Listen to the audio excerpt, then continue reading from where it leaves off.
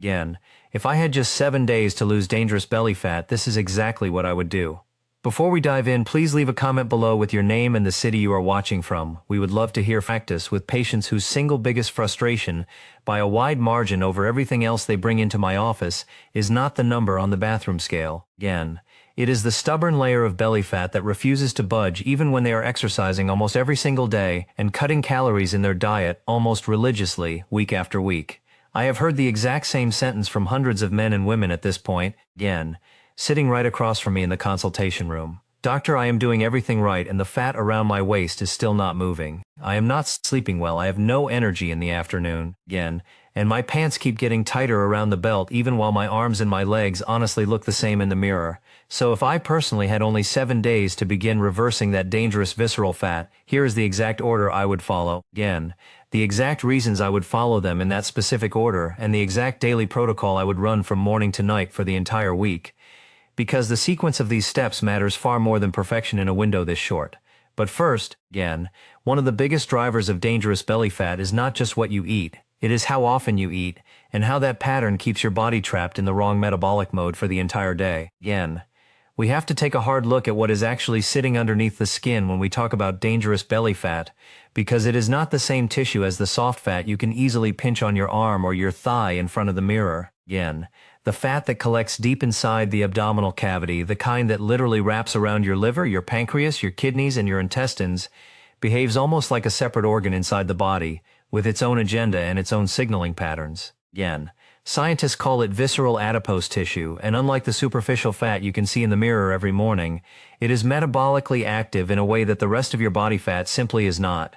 It is constantly releasing chemical signals into your bloodstream around the clock, again, every hour of the day and night. Some of those signals control your appetite, some of them control inflammation throughout your entire body, again, and some of them directly tell the rest of your metabolism whether to store incoming energy as more fat or to release stored energy as fuel for the cells that desperately need it to function properly.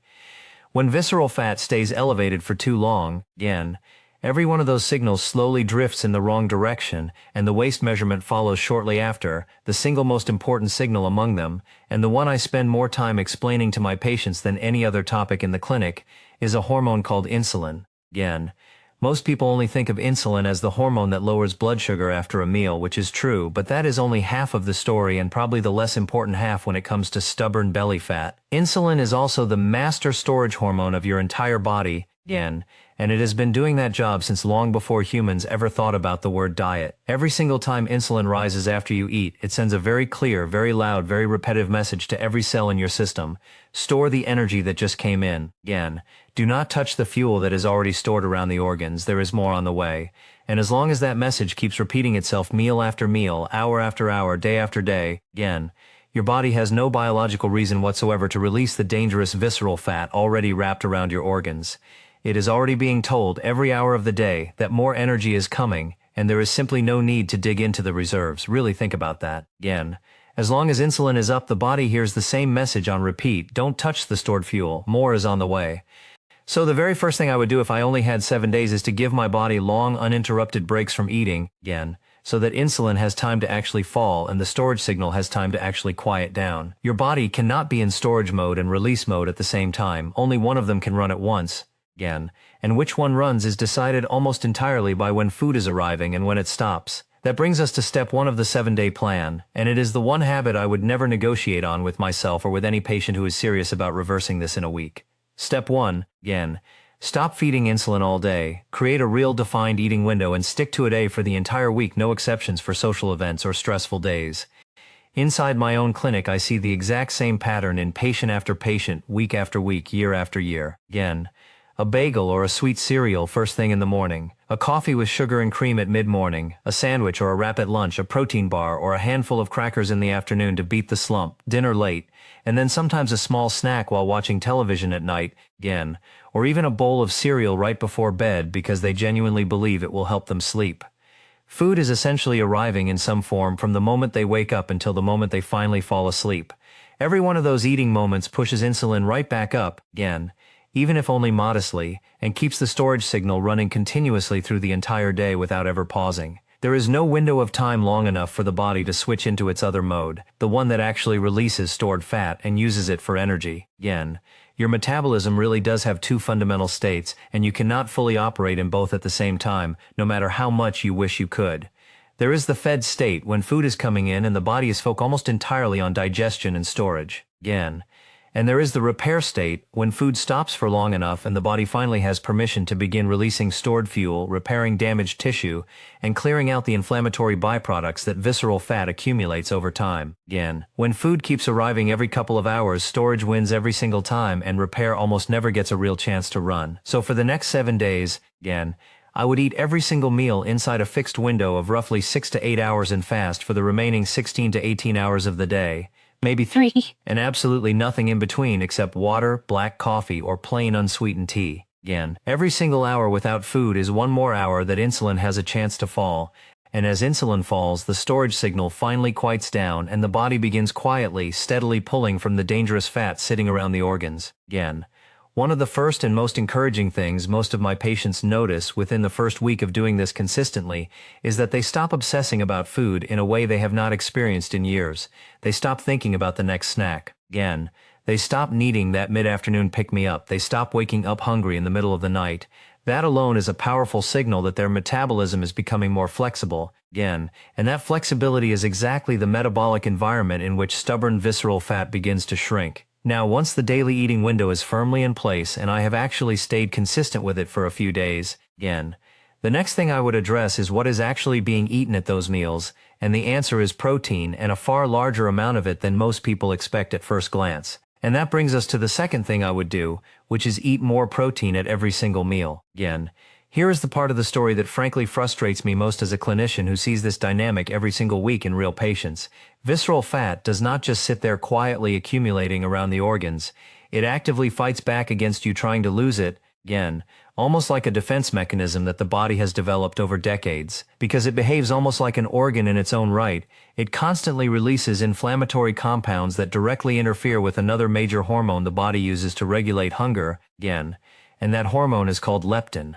Leptin is the signal your fat cells send up to your brain to tell it that you are full, that your energy stores are adequate, and that hunger should naturally come down without any conscious effort on your part. Again, the problem is that as visceral fat accumulates and chronic inflammation rises throughout the body, the brain gradually begins to lose its ability to hear that leptin signal clearly, the way you might stop hearing a fire alarm that has been going off for too long. Again, scientists call this leptin resistance. And the result is something I describe to my patients with a metaphor that almost always makes the light come on in their eyes when they finally understand it. Again, it is like having a fully stocked fridge in the kitchen that the brain refuses to recognize as full. You can be carrying 20, 30, even 50 pounds of stored fuel around your waist, and your brain is still telling you, on a deep physiological level, that you need to eat more, again, that you need to snack between meals, that you are somehow running dangerously low on energy and need to refuel urgently. And it spirals from there in a feedback loop that is extremely hard to break with willpower alone, no matter how motivated you are. The more visceral fat you carry, again, the stronger the inflammatory signal becomes. The stronger the inflammatory signal becomes, the more disrupted the leptin response becomes. The more disrupted the leptin response becomes, the hungrier you feel throughout the day and the more you eat, again, even when you genuinely do not want to and even when you are trying hard not to.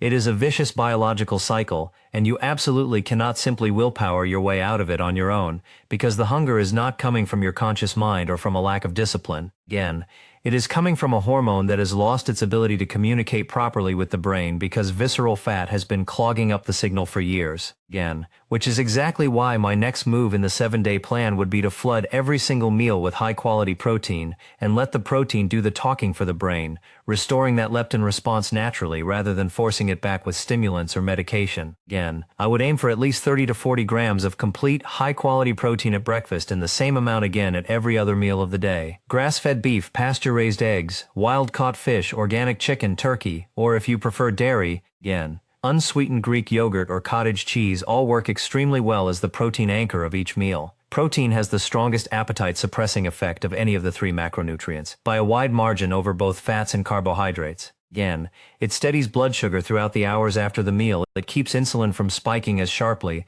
and it sends a much louder, much clearer, much more sustained fullness signal up to the brain than carbohydrates or fats ever could on their own. Again, an extra tip that makes a real measurable difference inside the first 7 days is to always eat the protein portion of the meal first, before touching any carbohydrate on the plate, no matter what the plate looks like or what the meal looks like. Again, when protein reaches the stomach before the carbohydrates do, the glycemic impact of the rest of the meal is significantly smaller, the insulin release is reduced, and hunger stays controlled for hours longer than it would otherwise. This one habit alone, again, repeated consistently over 7 days, begins to break the leptin resistance cycle that has been driving constant background cravings in most people for years and years without them ever realizing it, and once hunger is finally under the patient control, again, rather than running the patient day in and day out, everything else in the plan becomes dramatically easier to execute and stick with through the entire week and beyond. Now, there is a third piece of this plan that most people completely overlook when I first explain it, again, and I think it is the most undervalued habit in the entire 7-day reset. It has almost nothing to do with food or willpower at all, but even when you are eating well and getting enough protein, blood sugar can still spike after a meal. Again, and every single one of those spikes forces the body to release insulin to bring it back down. And remember what we just talked about. Insulin is the hormone that tells the body to store energy, to store fat instead of burning it. Again. So the next thing I would focus on is lowering those after-meal insulin spikes, and one of the simplest ways to do that has nothing to do with what you eat at all. It is what you do right after the meal. Step 3, take a 10-minute walk after every single meal. Not a workout, again, not a long jog around the neighborhood, not an intense gym session, just a calm, easy-paced 10-minute walk that gets the blood moving and the muscles gently contracting at a low intensity. Again, the reason this works so well is rooted in physiology that is genuinely remarkable and that I love explaining to my patients because the results are so immediate and so easy to feel. Most people think walking helps with fat loss because it burns calories, again, but that is actually not the biggest benefit. The real benefit is what happens to glucose and insulin right after you eat. When your muscles contract, even gently, they begin pulling glucose directly out of the bloodstream and using it as immediate fuel for that contraction. Again, and here is the part that most patients find genuinely surprising when I first explain it to them in the clinic, and they ask me how it could possibly work. Muscle contractions can do this even when insulin levels are relatively low, again, which means the walk forces the incoming meal to be processed efficiently without triggering a major insulin spike at all. Because your muscles are essentially giant glucose sponges, the more you use them right after a meal, again, the more glucose they can absorb before that glucose gets stored away as fat. The more efficiently the body clears that incoming glucose through the muscles during the walk, the less insulin it has to release, the weaker the storage signal becomes during the hours that follow, again, and the more open access the body has to the visceral fat that has been locked away for years. This exactly why a short walk right after eating almost always outperforms a much longer workout done at some random hour of the day when no food has just been eaten at all. Again, you are intentionally targeting the exact window when blood glucose and insulin are actively rising after a meal, and you are giving the body a clean, efficient way to dispose of that incoming fuel before it gets stored as new visceral fat around the organs. For the next 7 days, again, this is non-negotiable for me personally. 10 minutes after breakfast, 10 minutes after lunch, 10 minutes after dinner, no exceptions, even on the busiest day of the week. It sounds almost too small to matter at first glance. It is small in terms of effort and time required, again, but it is one of the fastest metabolic levers we have working in our favor when it comes to shrinking dangerous belly fat inside a short window of just 7 days. Again, most of my patients who add this single habit to the day notice a measurable difference in their afternoon energy within 2 or 3 days, even before any visible change in the mirror or on the scale.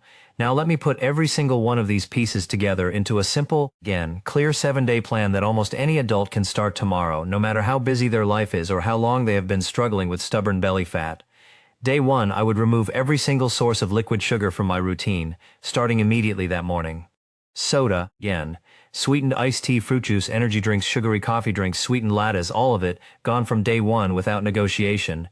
Liquid sugar enters the bloodstream faster than almost any solid food and produces some of the largest insulin spikes of the entire day. Again, removing these drinks on day 1 creates an immediate and dramatic drop in the hormonal signal that has been keeping visceral fat locked away for years, and it requires almost zero willpower to simply stop buying them at the store day 2. Again, I would establish a clean 16-hour overnight fasting window and commit to it for the rest of the week. For most of my patients, the easiest way to do this is to finish dinner by around 7 in the evening and not eat again until approximately 11 the next morning. Again, black coffee or water is completely fine during the fasting window, but absolutely no calories of any kind during those 16 hours, including creamers or sweetened drinks. This single change on day 2 gives insulin more time to fall, again, more time for the body to enter its fat-burning mode for a meaningful stretch of every single day, and more time for the repair cycle to actually run its course day 3, again. I would focus on improving blood sugar control by taking a simple 10-minute walk after every single meal of the day, after breakfast, after lunch, and after dinner. This helps the muscles absorb glucose from each meal before that glucose can be stored away as new fat, again, and it reduces the amount of insulin the body needs to release in order to manage each meal. Day 4, I would make sure that every single meal of the day contains a significant amount of complete high-quality protein. Again, I would aim for at least 30 to 40 grams at breakfast and the same generous serving at lunch and at dinner. The protein would be eaten first, before any carbohydrate on the plate, so the leptin response begins to restore itself, and hunger starts to fall under control. Again, Day 5 is about morning sunlight, and most people seriously underestimate how much this single habit affects belly fat over time. Just 5 to 10 minutes of direct natural light on the skin, ideally on the face and the arms, within the first hour of waking up in the morning. Again, this is because sunlight helps set the circadian rhythm, which directly affects cortisol rhythm, insulin sensitivity, and metabolic health overall. Again, just a few minutes of natural sunlight early in the day helps synchronize the body's internal clock and improves the hormonal signals involved in fat burning throughout the rest of the day and night. Day 6 is about meal timing relative to sleep, again, and it is the habit patients thank me for the most later. I would fix the gap between dinner and sleep, making sure to finish dinner at least 3 full hours before getting into bed. Again, eating too close to bedtime can interfere with blood sugar control and keep insulin elevated during a time when the body should be running its deep repair cycle. By creating a few hours between dinner and sleep, again, you give the body more time to process the food from the day before entering its overnight recovery window, which directly affects how much visceral fat gets mobilized while you sleep. Day 7, again, I would simply stack every habit from the previous 6 days together and run them all in the same day. The 16-hour fasting window. Protein first at every meal, 10-minute walk after every meal, morning sunlight on day 7, 0 liquid sugar for the entire day. Again, a clean 3-hour gap between dinner and sleep. None of these habits are extreme on their own. Not one of them requires a gym membership, a personal trainer, or a complicated diet plan that no one can actually stick to. But together, stacked day after day for an entire week, again, they create a powerful shift in the way your body either stores or burns dangerous visceral fat, and that is how you begin to shrink dangerous belly fat in 7 days. Now, it is time for the most common questions my patients ask me about this kind of 7-day reset. Again, because almost every person who hears about this approach has at least one of these questions running through their mind before they ever start. Question 1. Which method should I start with if I can only do one thing? If I could only choose a single habit from this entire video, again, I would start with the fasting window because it directly addresses one of the biggest drivers of visceral fat, which is chronically elevated insulin throughout the day. Again, creating a consistent 16-hour fasting window gives your body real time to lower insulin and enter the repair state for a meaningful stretch of every single day. Once this single habit is in place, again, the other strategies in the plan become much easier to implement and much easier to feel the benefits of within the first week. Question 2. How quickly can I start losing visceral fat? Well, visceral fat is often more metabolically active than the fat you can pinch under your skin, again, which means it tends to respond relatively quickly to the right changes in environment. That said, the goal of this 7-day reset is not to eliminate visceral fat in a week. The goal is to improve the hormonal and metabolic environment that allows visceral fat to shrink. Again, once you change the environment, the visceral fat will begin to be used as energy, and over the following weeks you will start to see it reduce in a measurable way. Many people notice fewer cravings and improved blood sugar control within the first week. Again, the actual visual reduction in visceral fat typically happens over the following weeks as these habits stay consistent. So be patient with the timeline and trust the metabolic markers more than the mirror in the first week. Question 3, again, how do I know if I am losing visceral fat and not just water weight? That is a great question, and one of the first signs is often a clear reduction in waist circumference even before the scale moves. You may also notice that your clothes fit differently around your midsection, again, that mid-afternoon energy crashes quietly disappear, that hunger between meals becomes much quieter, and that you sleep more deeply than you have in a long time. Improvements in metabolic health almost always show up before dramatic visual changes in the mirror. Again, Visceral fat sits deep around the organs, so you cannot judge real progress by the mirror alone in the first week. Use the waist measurement, the energy levels, the sleep quality, and the hunger patterns as your real signals that the plan is working exactly as intended. Again, your body is already designed from a biological standpoint to release dangerous belly fat when given the right conditions. It only needs long enough windows of low insulin, enough high-quality protein at every meal to quiet the hunger signal and restore leptin sensitivity. Again, enough light movement after meals to keep glucose under control without large insulin spikes, and enough consistency week after week to let the new metabolic environment take root. If you want to make the process easier and more consistent, again, I have a short guide linked in the description below called the 7-Day Belly Fat Reset, which lays this exact plan out day by day with the meals and walks already mapped in for you. Subscribe if you have not already. Again, drop a comment below telling me which habit you are starting with first, and please share this video with someone who has been struggling with stubborn belly fat no matter what they have already tried. As always, be blessed and take good care of the body God gave you.